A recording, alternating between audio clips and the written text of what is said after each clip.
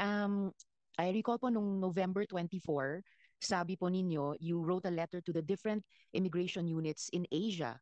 At ang status ng marami doon ay awaiting reply. I recall the summary of correspondences the Bureau submitted then were various requests and reiterations of requests to various addressees, Indonesian, Malaysian, Singaporean, Australian, Hong Kong, beginning August 2024 till November 2024.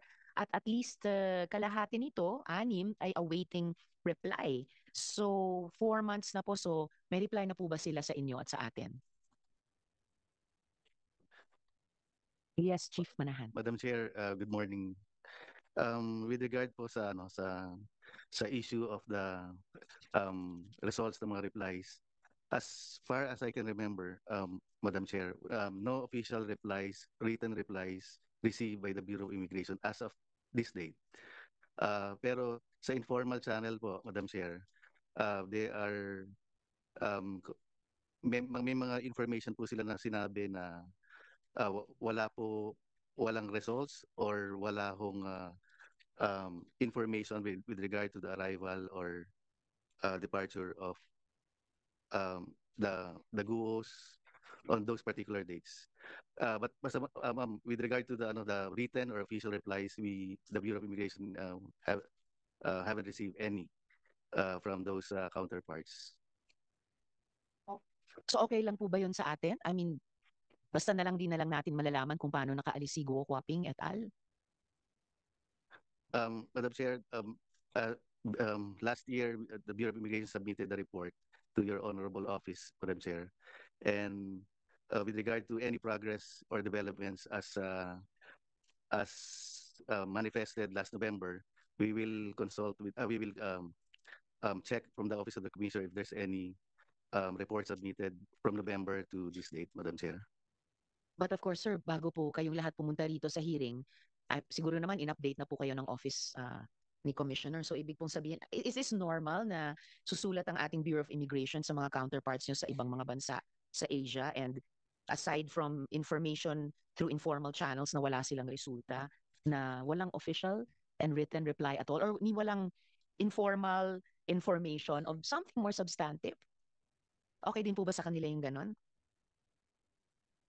Um, with dun sa case po ng Guo case, ma'am, um, as I can remember, the Commissioner Tansinko at that time sent a letter, official letter to the Commissioner of Indonesia. Yun po yung naging way para ma-hold ng Indonesia government yung si Sheila and Cassandra and eventually turned over to the Bureau of Immigration that time. So ang ginamit po dito is official letter by the BI to the Indonesian government. But with regard to possible routes or entries and exits, yung office naman po ng Intelligence Division, without any written or official letter, um, consulting or asking informations via informal channels, ma'am. Um, Yun po yung nangyari dun sa... But it was no longer Commissioner Tansinko who promised this subcommittee, promised our chair, Senator Coco Pimentel, that there would be an update, there would be a report. It was already Commissioner Viado. So, kasi kung titigil lang tayo sa ganitong status, we're inutil as a country. 4 na buwan na po and we still don't know how fugitives got past our borders undetected. And if you could tell the committee on record, Chief Manahan for the BI, in short, hindi pa po alam hanggang ngayon ng Bureau of Immigration. Will you make that of record? Yes, Honorable Chair. All right.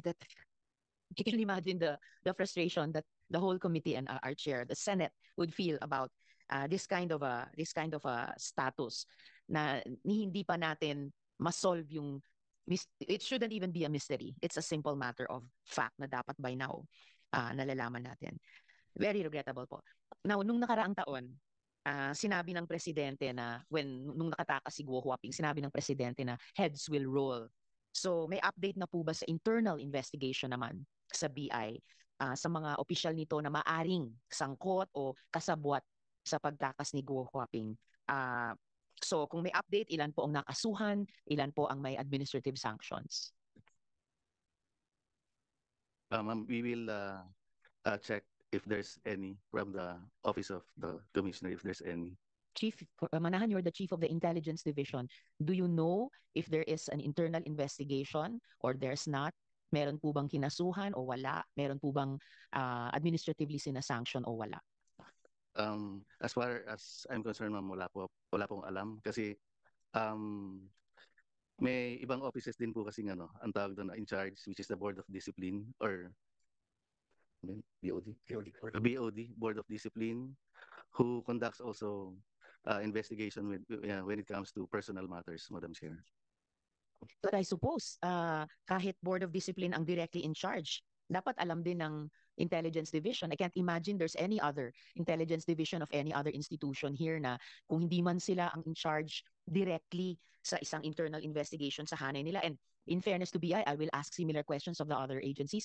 Hindi ko ma-imagine na may Intelligence Division ng ano pa mang institusyon dito who would be totally unaware kung merong internal investigation. Lalo na 4 na buwan na po mula nung huling itanong ito. So again, medyo magto-throw up ng hands ang subcommittee sa ganyang status. I mean, what is the BI doing if not finding out paano nakatakas si Guo Huaping? Then at the very least, finding out kung mayroon ba at kung mayroon, kung sino ang kasabwat sa loob ng Bureau. Does the Bureau even know kung saang border umalis si Guo Huaping? Saang border dito sa Pilipinas?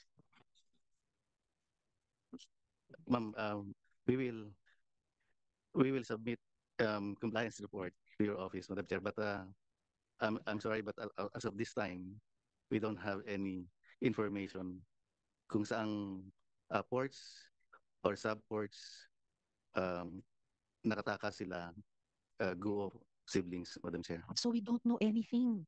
4 months later, more than 4 months later, kung paano sila nakatakas, kung may tumulong ba sa kanilang mga opisyal o kawani ng gobyerno natin, pati sa BI, kung saang port or coast man lang ng archipelago natin siya tumakas. And I mean, ang Senate kasi treaty-making body, so laging top of mind din namin yung ibang mga bansa. Sulat po ng sulat ang Bureau sa ibang mga gobyerno, sa ibang mga Bureaus of Immigration ng ibang mga gobyerno. Hanggang ngayon, wala pa silang official reply. So, tapos na ba yun? Okay na ba yun? How does the BI even feel about this? Okay po ba yung ganito, Chief? I fully agree, Madam Chair.